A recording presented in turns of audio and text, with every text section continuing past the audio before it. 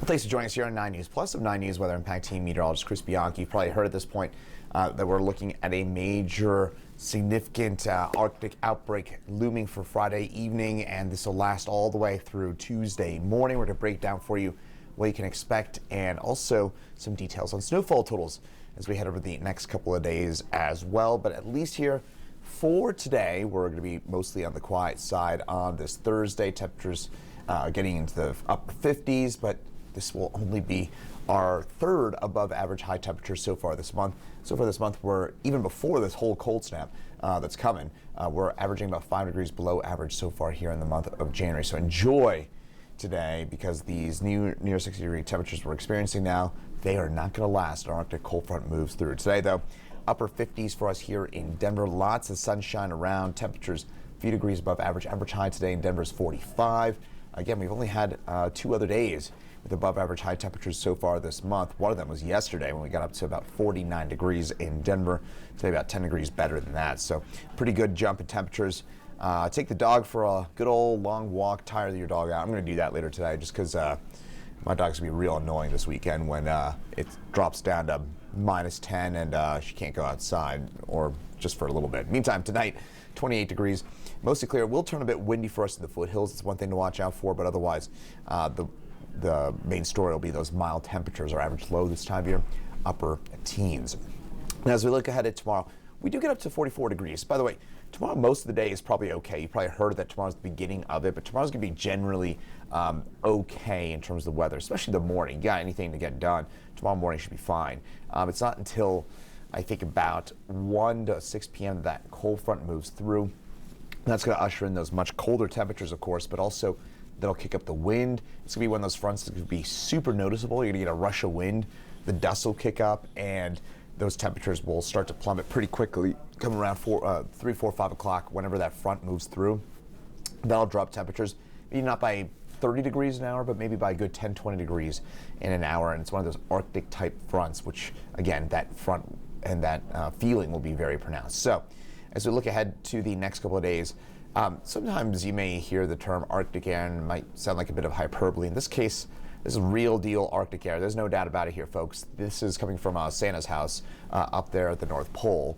This is, again, air that's coming straight from northern Canada.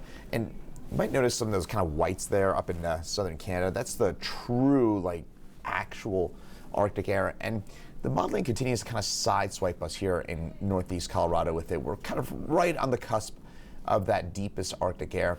My suspicion is that we end up feeling it because that Arctic air just tends to reach us really heavy and dense, that cold air mass. And so kind of thinking about, I don't know, anything heavy and dense has a hard time losing momentum. And there's no real terrain, no kind of big walls of mountains that are going to stop that from hitting us here in northeast Colorado. And the models tend to underdo this kind of cold. Point being, I suspect we're going to get a pretty good, if not full punch of that Arctic air, even though the modeling right now not that keeps the very worst of it just northeast of us. I suspect we end up getting that. That's my suspicion at this point. But as we look ahead, it's also worth noting here, we're talking about details. Are we talking about -15, -20 versus -5, maybe -10? That's what we're talking about in terms of that difference between getting the full brunt of it versus a very close side swipe. But regardless, it's going to be really, really cold this weekend. Wind chills, single digits below 0 for us on Saturday. Sunday morning, we drop down about 21 below for that wind chill, and we stay that way for Monday morning and probably into Tuesday morning as well, with some wind chills in the mountains reaching -40. I mean, this is nasty stuff here, folks. I would, you got ski plans. I mean, sure, I guess if you want to ski, but it's just going to be miserable out there on the slopes. It's going to be windy and just so bitterly cold, especially in some of the mountains closest to Denver. Meantime, as we take a look at that futurecast, that snow develops for us tomorrow night, probably between about 4 and 8 p.m. It'll develop from north to south. We can get some, might notice up by 4 cause a little kind of blip of darker gray. That's some localized banding that could put down a bit more than snow than what we got here. But I think generally speaking, we're talking about 2 to 4 inches of snow Friday evening, between Friday evening, tomorrow evening, and Saturday morning. That snow could affect the tail end of that evening rush if you're driving to or from the mountains for tomorrow. Try and get that drive done as early as possible.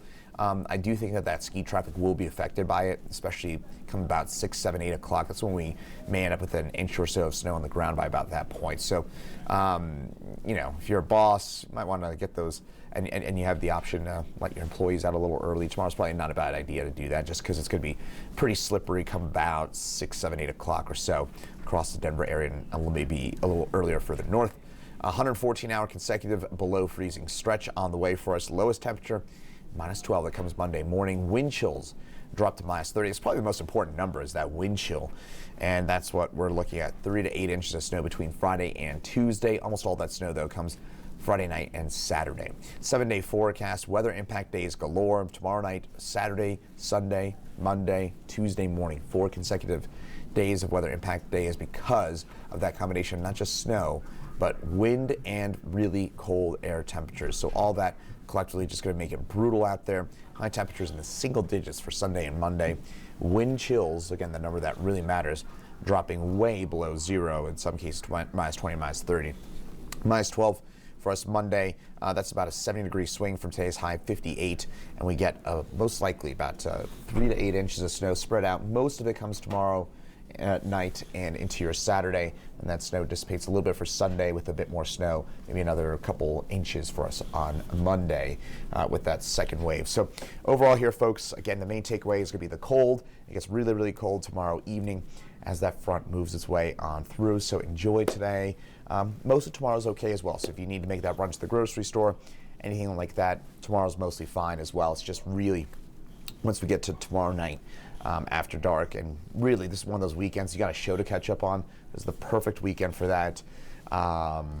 Indoor activities, catch up on those games, I don't know, things like that.